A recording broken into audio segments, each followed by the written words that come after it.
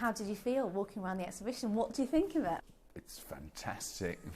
It's surprising. No, I mean, I've been living with it for like 3 years. So I mean, it's great when, you know, I first came a few days when I came back from Cuba and came here and to see it. But I mean, I've been Skyping in it and putting it up and going, oh no, that's never going to work. God, change it. But we know, been living with it virtually for a year now, you know, in the planning of it, each room and how the rooms are going to be laid out and so on. So it's not like a complete surprise. That would be really odd. Have you enjoyed the process of looking back? Have you felt nostalgic? No. It's not really been my kind of role. That's not going to get you anywhere. My role in it is to you know, to make it as a fun and interesting experience as possible, and to make it irreverent and funny, and of course it's nostalgic in some way, but that's not the immediate emotion. You know, my thing is to try and get it to be a fun thing, you know. And is this, for the punter that's going to walk in the room, is this interesting? You know, that's what I'm asking. Is this fun? Is this interesting? Is this, oh, this is boring? Chuck that out, or you know what I mean? So that's, to me the thing is to make it, because there's not, you don't really have that much to go on for this kind of exhibition. I mean, there's lots of exhibitions and art installations, and yeah, there's been the David Bowie one, which I never saw, I'm sad to say, and there's the Bjork one at MoMA in New York, and I went to see the ABBA Museum, but that's like it. It's not just about your music, it's about so much more, the art, the collaborations. Yeah. How important is all of that, the industry? It's all of it. It's, yeah, as you say, I mean, the clothes, of course, you know, people really like to look at clothes, you know. I've got an incredible amount. The only thing I kept from all this time is really the clothes and some guitars, and the rest of it I chucked away. But there's lots of, you know, there's film, there's art, posters, there's, you know, videos, there's, of course, music, and then personal things and just quirky things. And so I think that's what we try to do, try to make it a good combination of all these things. And stage, I forgot stages, you know, there's a good thing about, you know, the staging. The 3D element is absolutely amazing. I'm glad you like that. I mean, what is it like being up on stage? Because, I mean, it just must be so addictive. No wonder you never want to give it up. It must be like a drug. Well, absolutely kind of, amazing. Yeah. I mean, I like to think I can live without it, but no, I mean, just coming back from last weekend doing Cuba in front of I don't know how many 100,000 people, a lot of people anyway. Yeah, I mean, it's good. And then you see at the end of this exhibition, you see this one from Hyde Park, I think it's, and the 3D one song from Hyde Park, so it kind of puts you in a music place or concert place, you know. It's good. You just described Cuba as good. It must have been more than that. I mean, what an experience. It was very exciting, because it was very exciting for them, because you know, they never had a really big concert. They, you know, they had Major Lazer, like a light show kind of and a dance thing that a couple of weeks before they'd had some concert, but this is like a big rock concert, and they never really had that. So how did it come about? I mean, that was a lot of hard work. It was really a lot of work, and there's a lot of obstacles. You know, it's an obstacle course to give this concert, and you know, between the Americas, a lot of our stuff came from the United States, and had to be, there was no infrastructure really, so we had to bring it all from Miami. So when it started out, it was all about getting the permits from the United States and the permits from Cuba. It's like bureaucracy gone absolutely crackers. And you can't get away from the politics of doing it. The politics of it, yeah.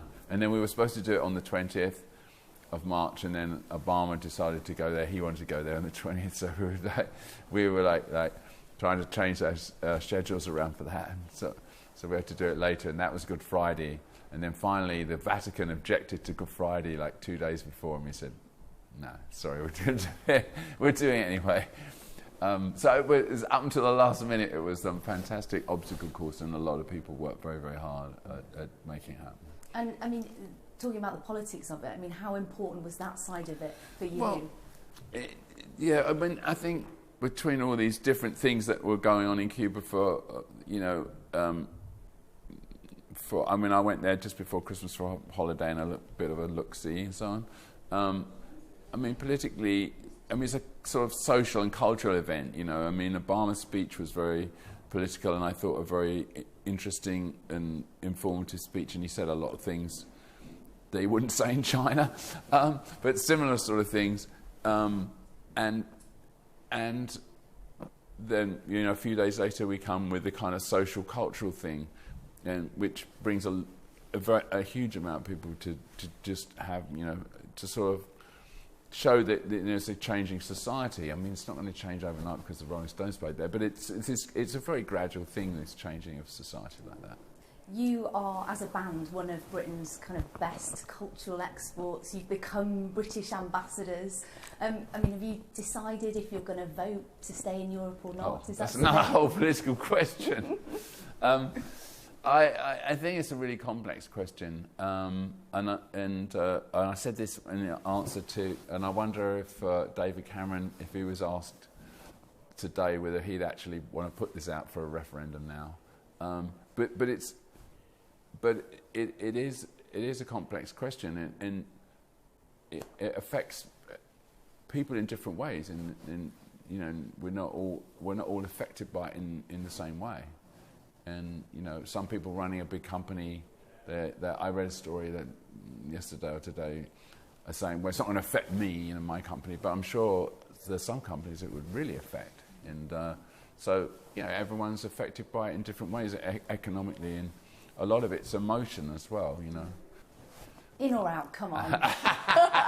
I'm hedging you like a politician. Whoa, come on. I know, but to me, I don't think, to me personally, like really personally, it's going to make a huge difference. And loads of people here today have been saying we will never see a band like the Stones ever again. There's so much talent out there, but why do you think I don't necessarily believe that. And someone said to me, oh, well, no one else could do an exhibition like this. Well, not right now, no, but I mean, maybe not right now. I mean, but I'm sure there'll be other people just as good, and or if not better than us, that will do better exhibitions, and I hope so anyway, because, you know, you don't want to be the only one.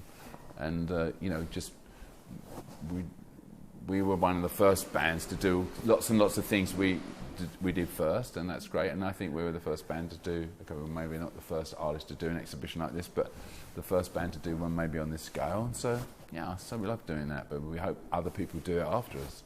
And how do you keep that passion? How do you keep that spark of the early days, which you've still obviously got? I think by just doing occasionally these daft things, you know, like doing Cuba and, you know, really working at it where other people might have given up, you know, and taking on something like this, which you don't really have to do, but it's interesting, it's fun, it's sort of a different challenge, you know, and I think all those things make it interesting. But obviously you have to do the, you know, meat and potatoes part of it, which is singing, dancing, and, you know, being creative. Have you still got the rebellion? Because there were those brilliant headlines, wasn't there? Lock up your daughters, the Stones are coming. Lock up your grandmothers now, they say. Does it make you laugh now you've got kids and grandkids that was written about you? I did this show in the southern United States, and there was a poster outside this college, and it said, Mick Jagger slept with your grandmother. It was a joke, so it was quite funny, really. And it was meant as a sort of joke, because it was a college gig, you know, for like 20-year-olds, basically 20-year-old audience. But anyway. At least you can laugh about it. Yeah, at least I can laugh about it, yeah. And finally, I mean, do you think that this is a bizarre question, but if you were women, do you think you'd be going as long? If I was a what? If you were a woman, do you think... If I was a woman? You were, just imagine is this a difficult gender question? No, not really, but You're throwing at me. Could you be, you know, do you think if you were... If it was a girl band? Yeah, would you be rocking... If it was the Spice Girls? Yeah, would you be rocking this long? If it was the Spice Girls doing this? You've worn plenty of dresses. Well, you better ask them. Don't ask me. Ask them. They're going to do a tour next year. Ask them. Maybe you could hook up. Thank you so much for your time. That was brilliant. Thank you. Thank you so much. Yeah.